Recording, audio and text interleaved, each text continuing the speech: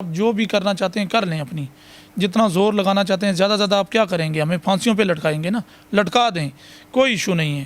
انشاءاللہ ہم عمران خان کے ساتھ ہیں، ہم پیچھے مڑنے والوں میں سے نہیں ہیں، ہم ڈٹے رہیں گے۔ اور میں آپ کو اٹک جیل کی یہ بات بتاتا ہوں کہ میرے ساتھ جو 162 لوگ تھے نا، انشاءاللہ اس ارشد بنگش کی وہ گواہی دیں گے آپ کو کہ اس ارشد بنگش نے وہاں پر جو تاریخ رقم کی ہے، ہم نے بھوک ہڑتال بھی کی ہے وہاں پر، اور وہاں پر تشدد بھی برداشت کیا ہے، قصوری بھی دیکھ لی ہم نے 2 دن، انہوں نے ہمیں 2 دن وہاں پر بڑا تشدد میں رکھا۔ تو ہمارا آج تک ریکارڈ تھانے میں ایک درخواست کا بھی نہیں ہے ہمارے خلاف، نہ کبھی گئے ہیں زندگی میں، شکر الحمدللہ۔ یہ پہلی دفعہ ہمارے اوپر یہ وقت آیا، میں آپ کو کیا بتاؤں، بھیڑ بکریوں کی طرح انہوں نے ہمیں رکھا ہوا تھا۔ میری طبیعت تو بہت خراب تھی، میرا بی پی شوٹ کر گیا تھا، تو مجھے تو سمجھ نہیں آ رہی تھی، سارے راستے میں تکلیف بہت زیادہ تھی۔ ہم نے بھوک ہڑتال وہاں پر اٹک جیل میں سٹارٹ کی۔ اٹک جیل میں جب ہم نے بھوک ہڑتال کا نعرہ لگایا اور بیچ میں نعرہ تکبیر کے بھی نعرے لگ گئے، اور اس میں نعرہ لگانے والے میں سے میں تھا، میں ویسی کسی پہ الزام لگاؤں۔ 25 سے 30 بندے 2 بندوں کو مارنے والے تھے، یعنی کہ ہم ٹوٹل 9 بندے تھے، 2 بندوں کو وہ مار رہے تھے۔ پہلے انہوں نے بڑا تشدد کیا، حالانکہ میں نے ان کو بتایا کہ جی میری ریڑھ کی ہڈی کا پرابلم ہے، پرابلم بہت زیادہ ایشو ہے، میرا مارچ میں آپریٹ ہے، تو آپ باقی جس جگہ پہ ماریں کوئی مسئلہ نہیں، اب آپ نے مارنے کے لیے نکالا ہے ماریں آپ، کوئی ایشو نہیں ہے، ہم برداشت کرنے کے لیے تیار ہیں، لیکن آپ اس کا خیال رکھیں۔ تو انہوں نے اس کا خیال نہیں رکھا، انہوں نے مارا ہے، پھر لٹا کے مارا ہے، پھر 2 دن ہم نے قصوری میں گزارے ہیں۔ تو ایک بزرگ تھے ہمارے ساتھ، 73-74 سال ان کی ایج تھی، سفید داڑھی تھی، سفید بال تھے ان کا دل کا بائی پاس ہوا تھا، ان کے بیٹی کی جگہ ان کو پکڑ کے لے کر آئے تھے۔ بعض لوگ ایسے تھے کہ جو بھائی کی جگہ پر ان کو لے کر آئے ہوئے تھے، کہ وہاں پر لوگوں نے کہا کہ پہلے تو ہم ووٹ نہیں دیتے تھے لیکن اب ووٹ ہم عمران خان کو دیں گے۔ اس کا ہے اپنی پولیس سے بھی، اپنے اداروں سے بھی، کہ آپ لوگوں نے بہت بڑا ظلم کیا ہے 21 تاریخ کو، کہ جو لوگ آپ نے اٹھا کر جیلوں میں ڈالے ہیں، ان کو دہشت گرد بنایا ہے۔ خدا نخواستہ میں ایک چیز سے صرف ڈرتا ہوں، اگر ان میں سے بات ہو سیاست کی یا ہو ملاقات آپ کے سپر سٹار سے، ہو ٹاؤن گپ شپ یا تبصرہ ملکی حالات پر، دیکھتے رہیے پروگرام 20 منٹس حسیب احمد کے ساتھ، ہر شام رات 9 بجے صرف خبرنامہ ٹی وی پر۔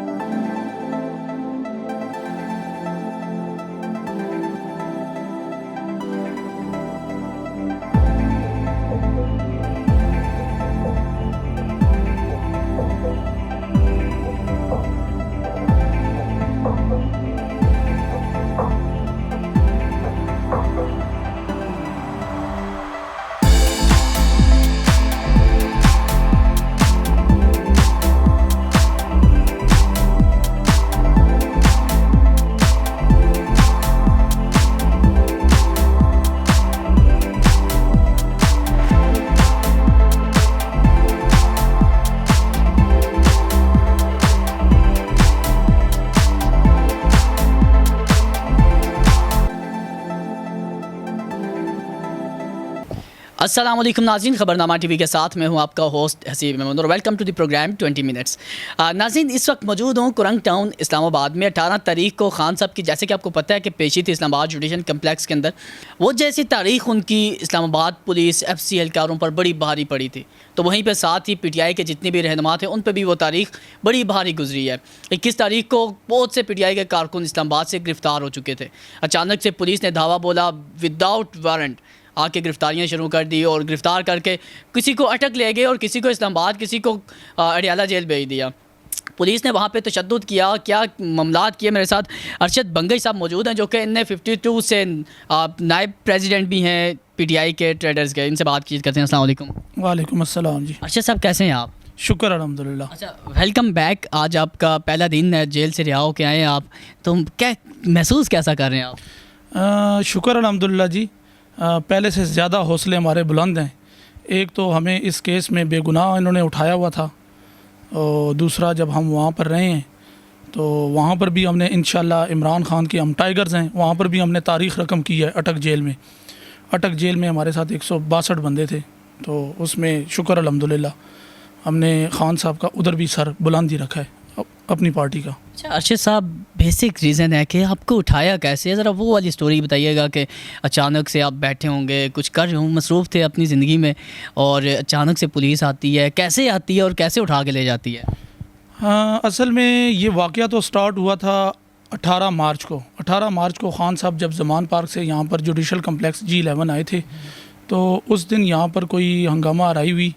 वो भी सबको पता है कि हंगामा आराई स्टार्ट करने वाले कौन लोग थे। उसके पीछे भी यही इदारे थे जिन्होंने सिर्फ चिंगारी लगाई है, और उसके बाद आपको पता है फिर यूथ लोग हैं, वो आपको सिर्फ चिंगारी देने की ज़रूरत होती है, उसके बाद वो आग खुद लग जाती है। तो स्टार्ट असल में उस साइड से हुआ था, जो इदारे थे उनकी तरफ से स्टार्ट हुआ, क्योंकि सिविल कपड़ों में लोग मौजूद थे। तो बहरहाल 21 को मैं अपने घर पे था और 18 को मैं अपनी शॉप पे था। तो 21 को जब मैं घर में, यहाँ पर मेरी लेबर वगैरह लगी हुई थी, मैं काम करा रहा था, तो पुलिस ने कॉल करवाई है। हमारे एक यंग है PTI की, उनका नाम तो मैं लेना मुनासिब नहीं समझूंगा, उनके नंबर से कॉल करवाई है उनसे कि इनसे पता करें ये किधर हैं। उन्होंने मुझे कॉल की, किधर है? मैंने कहा मैं घर पे हूँ। मैंने मकान नंबर, घर नंबर उनको बताया। वो आए यहाँ पर, तो साथ जब मैं बाहर निकला हूँ तो सिविल कपड़ों में हमारी थाना लोई बेर के जो लोग थे, मैं उनका भी नाम मुनासिब, क्योंकि वो भी हमारे भाई हैं। वो 3 से 4 बंदे थे, गाड़ी में बिठाया। मैं चुप करके बैठ गया, हालांकि मैं मुज़ामत करना चाहता तो कर सकता था, लेकिन मैं मुनासिब नहीं समझा, क्योंकि हम ना इस तरह के, हमें खान साहब ने कोई हमें ये सिखाया है कि आप आगे से जो है ना तशद्दुद करें। तो मैं उनके साथ बैठ के चला गया थाने। तो मैंने भाई को रास्ते में कॉल कर दी कि भाई आप आ जाएं। तो रात उधर ही गुजारी। तो थाने के अंदर गए तो क्या सवालात हुए? थाने में गए तो उनको पता था हमने इनको बेगुनाह उठाया हुआ है। रात को गपशप ही होती रही। उनको पता था कि यार बस हमें ऊपर से ऑर्डर मिले हैं। तो ये नहीं पूछा ऊपर से ऑर्डर किसने दिए? नहीं, ये तो हमने पूछा है, लेकिन उन्होंने बताया नहीं। उन्होंने कहा भाई CDD वाले हैं जी, वो बस आपको लेकर जाएंगे जी, उनकी तरफ से एक आध दिन आपको रखेंगे। तो ये इतना नहीं पता था कि इतना बड़ा मसला हो जाएगा। बस ये इस तरह की मामलात थे। रात को इन्होंने थाने में रखा, सुबह इन्होंने हमें हथकड़ियाँ लगाकर जुडिशल कम्प्लेक्स पेश किया जज के सामने। दुख इस बात का है कि हमें दहशतगर्द बनाकर पेश किया गया। जब हमें जज के सामने पेश किया गया तो हमारे दोनों हाथों में हथकड़ियाँ लगाकर, हमें सर पे ब्लैक टोपियाँ जिस तरह आप दहशतगर्दों को पहनाते हैं, तो हमने तो कभी ज़िंदगी में चिड़ी भी नहीं मारी, जो सच है। देखें, शरीफ बंदा, जो शरीफ लोग होते हैं, जो ख़ानदानी लोग होते हैं, उनका दामन साफ़ होता है। तो शुक्र अल्हम्दुलिल्लाह, मुझे पता था मेरा दामन साफ़ है। तो इन्होंने जब वहाँ पर पेश किया, हम तकरीबन 162 लोग थे। तो 162 लोगों को जब वहाँ पर पेश किया, उसके बाद ये सारा दिन जलील करने के बाद इन्होंने CDD लेकर सेफ सिटी। जज साहब से क्या सवालात हुए? जज साहब को बताया हमने कुछ नहीं किया, फिर भी उठा लिया? जज साहब ने तो कोई सवाल नहीं किया। जज साहब ने सिर्फ हमारी हाज़िरी लगाई, और मेरा ख्याल है हम 20 से 25 सेकंड वहाँ पर रुके होंगे। रुक के तो हमने तो जज साहब को ना देखा, क्योंकि हमारे चेहरों पर उन्होंने टोपियाँ पहनाई हुई थी ब्लैक कलर की, जिस तरह हम दहशतगर्दों को पहनाते हैं, जिस तरह हमारे ये सारे कहते हैं इदारे कि भाई ये दहशतगर्द हैं। इस तरह इन्होंने हमें दहशतगर्द बनाकर पेश किया, बल्कि अपने मुल्क का नाम भी इन्होंने बदनाम किया, और पूरी दुनिया के सामने इन्होंने ना ये शो किया कि भाई जी ये लोग दहशतगर्द हैं। तो जज के सामने पेश किया। जज साहब ने कोई सवाल नहीं किया हमसे उस दिन। तो उसके बाद वहाँ पर 3-4 घंटे में जलील किया, बिठाई रखा। तो मेरी तो बैक बोन का भी इशू था। तो मैंने उनको कहा था कि यार मुझे बड़ी तकलीफ़ है, क्योंकि मेरे 3 मोरो जो हैं उनमें गैप है, और मेरी जो डिस्क है वो स्लिप है। बड़ी तकलीफ़ गुजारी। उसके बाद ये सेफ सिटी हमें ले गई। सेफ सिटी में इन्होंने हमें प्रॉपर तख्तियाँ पहना कर, उसके ऊपर 780A जो दहशतगर्दी का पर्चा है वो लिख कर, और हमारी तस्वीरें बनाई। तब हमें पता लगा कि भाई हमारे ऊपर तो इन्होंने दहशतगर्दी का 7 दफ़े लगाए थे। 7 दफ़े हमारे ऊपर लगे थे दहशतगर्दी का, फिर 395, फिर 142, फिर मेरा ख्याल है 243, इस तरह के 7 दफ़े लगे थे। तो हमारे तो फरिश्तों को भी नहीं पता था कि भाई G11 में क्या हुआ है। हम तो शामिल नहीं थे उसमें। जिन्होंने किया हम उसकी भी मजम्मत करते हैं, उन्होंने गलत किया। जो भी लोग हैं, चाहे वो हमारी पार्टी के हैं, चाहे वो इंतशारी लोग थे, हम उसकी भी मजम्मत करते हैं। अच्छा, फिर उसके बाद कहाँ ले गए आपको? उसके बाद जी ये तकरीबन सेफ सिटी में मेरा ख्याल है कम से कम 7-8 घंटे जलील करने के बाद वहाँ पर हमें ये ले गए जी अटक जेल। अटक जेल। क्यों, अडियाला नहीं जगह रही थी? अडियाला फुल हो चुका था PTI के कारकुनों से, तो अटक ले गए। फिर हमें सुबह 4 बजे हम अटक पहुँचे वहाँ पर। अटक की आपने पहले सैर नहीं की हुई थी, फिर आपको अटक ले गए सैर करवाने हैं? बस अटक की हमें इन्होंने सैर करवाई है। फिर وہاں سے پھر کے کوئی آگے بھی لے کے گئے یا وہیں تک؟ نہیں، اٹک میں ہی پھر ہمیں وہاں پر تقریباً ہم 13-14 دن وہاں پر ہے اٹک میں. تو پولیس نے کھانا کیسا کھلایا، تشدد کیا؟ یہ تو پاکستانی پولیس جو ہے تو بڑی اس کی تعریفیں ہوتی ہیں کہ صحیح خدمت خاطر کرتے ہیں. دیکھیں جی، سچ یہ ہے کہ نہ انہوں نے پانی دیا ہمیں. یہاں سے لے کر لوئی بیر تھانے سے جب سٹارٹ ہوئے ہم جوڈیشل کمپلیکس گئے، جوڈیشل کمپلیکس سے سیف سٹی گئے. سیف سٹی رات 11-11:30 بجے تک ہم رہے. نہ انہوں نے ہمیں کھانا دیا، نہ انہوں نے ہمیں پانی دیا. تو تقریباً باقی جو لڑکے وغیرہ تھے وہ خود ہی اپنے پیسوں سے کھانے شانے منگوا رہے تھے وہاں پر. تو بس اسی طرح کئی رلا جلا جو ہے نا، جس طرح میں آپ کو کیا بتاؤں، بھیڑ بکریوں کی طرح انہوں نے ہمیں رکھا ہوا تھا. تو صبح 4 بجے ہم اٹک جیل پہنچے ہیں. صبح 4 بجے بھی پھر وہاں پر بھی باقی میں، کیونکہ میری طبیعت تو بہت خراب تھی، میرا BP شوٹ کر گیا تھا. تو مجھے تو سمجھ نہیں آ رہی تھی، سارے راستے میں تکلیف بہت زیادہ تھی. تو صبح 4 بجے جب وہاں پر پہنچے تو صبح سحری ہم نے پہلا روزہ وہاں پر سحری وہاں پر کی. ساری شریک کھلائی ہے اٹک جیل کے باہر. اٹک جیل ابھی ہم انٹر نہیں ہوئے تھے. باقی روزے کیسے گزرے جیل کے اندر؟ کوئی سحری وغیرہ کرواتے رہے؟ دیکھیں، اٹک جیل والے جو تھے، میں ویسے ہی ان کے اوپر تہمت لگاؤں، ان لوگوں نے ہمارا خیال رکھا تھا. لیکن یہ تھا کہ ہمیں دکھ اس چیز کا تھا کہ ہماری جو شناخت پریڈ تھی نا وہ 24 کو تھی. 24 کو ہماری شناخت پریڈ ہونی تھی. تو ان لوگوں نے اب کون کون اس میں ملوث تھے یہ تو اب اوپر والے ادارے ہی بتا سکتے ہیں، پولیس بتا سکتی ہے، CDD والے بتا سکتے ہیں کہ 24 تاریخ کو شناخت پریڈ نہیں ہوئی، 25 کو نہیں ہوئی، 27 کو نہیں ہوئی، 28 کو نہیں ہوئی، 29 کو ہماری پیشی تھی. 29 کی صبح انہوں نے ہمیں اٹھایا صبح 7 بجے کہ آپ کی شناخت پریڈ ہے. تو اس دن ہماری حاضری تھی. اس دن انہوں نے یہ ڈرامہ رچایا کہ شناخت پریڈ ہے. تو شام 4 بجے ہمیں انہوں نے کہا جی آپ کی شناخت پریڈ نہیں ہوگی کیونکہ وہ نہیں آ رہے. وہاں پر پھر ہم کیونکہ ہم کپتان کے کھلاڑی ہیں تو ہم پیچھے مڑنے والوں میں سے نہیں ہیں. وہاں پر پھر میں نے لیڈ کیا 162 بندے کو.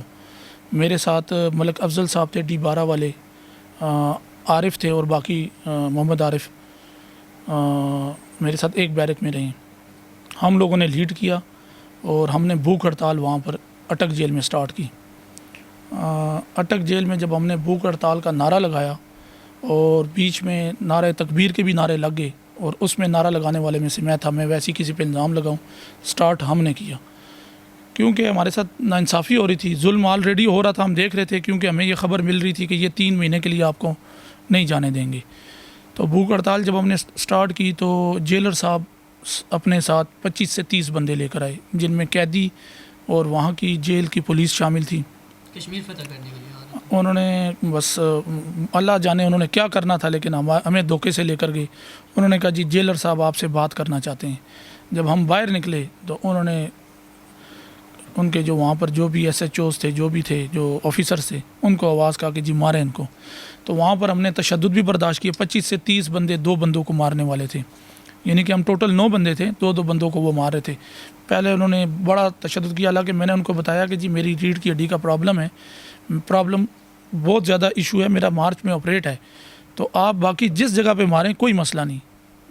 اب آپ نے مارنے کے لیے نکالا ہے، ماریں آپ، کوئی ایشو نہیں ہے، ہم برداشت کرنے کے لیے تیار ہیں، لیکن آپ اس کا خیال رکھیں. تو انہوں نے اس کا خیال نہیں رکھا، انہوں نے مارا ہے، پھر لٹا کے مارا ہے.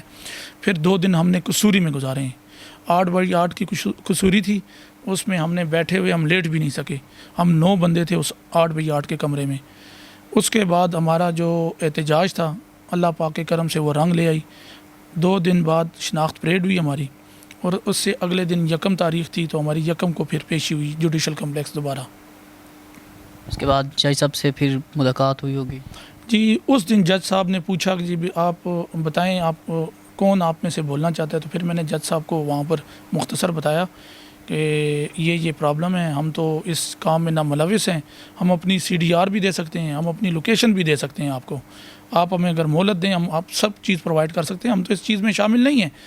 ہمیں چھوڑیں، ہمارے ساتھ 162 لوگوں میں ایسے لوگ شامل تھے بیچارے جو کوئی چھلی بوننے والا تھا، کوئی مزدور تھا. ایک بزرگ تھے ہمارے ساتھ 73-74 سال ان کی ایج تھی، سفید داڑھی تھی، سفید بال تھے ان کے. ان کا دل کا بائی پاس ہوا تھا، ان کے بیٹی کی جگہ ان کو پکڑ کے لے کر آئے تھے۔ بعض لوگ ایسے تھے کہ جو بھائی کی جگہ پر ان کو لے کر آئے ہوئے تھے۔ تو افسوس اس چیز کا تھا کہ وہ بیچارے مزدور لوگ جن کو نہ کسی پی ٹی آئی سے غرض تھا، نہ کسی نون سے پی ڈی ایم سے غرض تھا، نہ کسی پیپل پارٹی والوں سے غرض تھا، لیکن ایک چیز میں نے دیکھی ہے کہ وہاں پر لوگوں نے کہا کہ پہلے تو ہم ووٹ نہیں دیتے تھے لیکن اب ووٹ ہم عمران خان کو دیں گے۔ سننے میں تو یہ بھی ہے کہ یہ نون لیگ کے بھی لوگ بیچ میں پکڑے دکڑ میں گئے ہوئے تھے۔ بالکل ایسا ہی تھا، ہمارے ساتھ نون لیگ کے بھی کچھ کارکن موجود تھے، کچھ ٹی ایل پی کے تھے، تھوڑی سی تعداد تھی۔ پولیس نے بس وہ کہتے ہیں نا نگ پورے کیے تھے، انہوں نے جو اوریجنل لوگ تھے، اوریجنل مجرمان تھے اس جگہ پہ، ان کو نہیں پکڑا، بس انہوں نے پکڑا دکڑی میں کوئی کارکن پی ٹی آئی کا تھا، کوئی عہدیدار تھا، ان کو ڈالا ہے وہاں پر۔